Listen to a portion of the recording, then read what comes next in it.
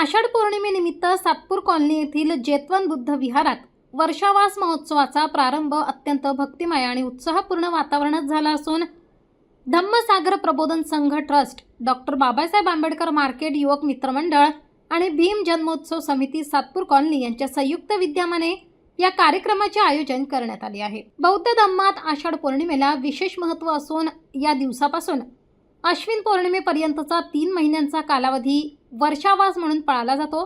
भगवान गौतम बुद्धांच्या काळापासून सुरू असलेली ही परंपरा आजही मोठ्या श्रद्धेने जपली जाते।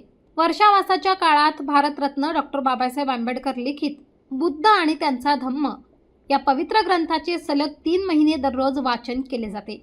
या कार्यक्रमाच्या प्रारंभी पंकज वाघ, पुष्पा वाघ आणि वृषाली वाघ यांच्या हस्ते भगवान गौतम बुद्ध व डॉक्टर बाबासाहेब आंबेडकर यांच्या प्रतिमांना पुष्प अर्पण करण्यात आले। उपस्थित उपासक उपासिकांनी दीप धूप प्रज्वलित करून बुद्ध वंदना केली।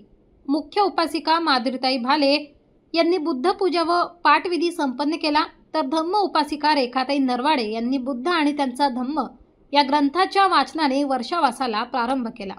यावेळी वाघ परिवाराच्या वतीने उपस्थितांना खीरदान करण्यात आले। मधुकर नरवाडे यांनी धम्मगीते सादर करून कार्यक्रमाला आध्यात्मिक रंगत आणली।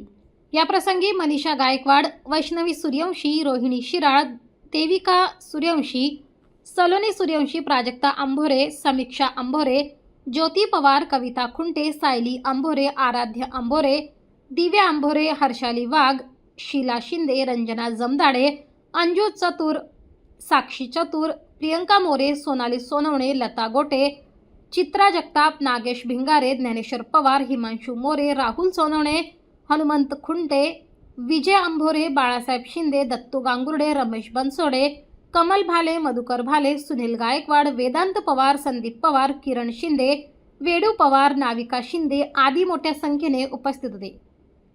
कार्यक्रमाचे प्रास्ताविक संजय जगताप यांनी केले। सूत्रसंचालन मनोज अहिरे यांनी तर आभार प्रदर्शन चेतन साळवे यांनी केले।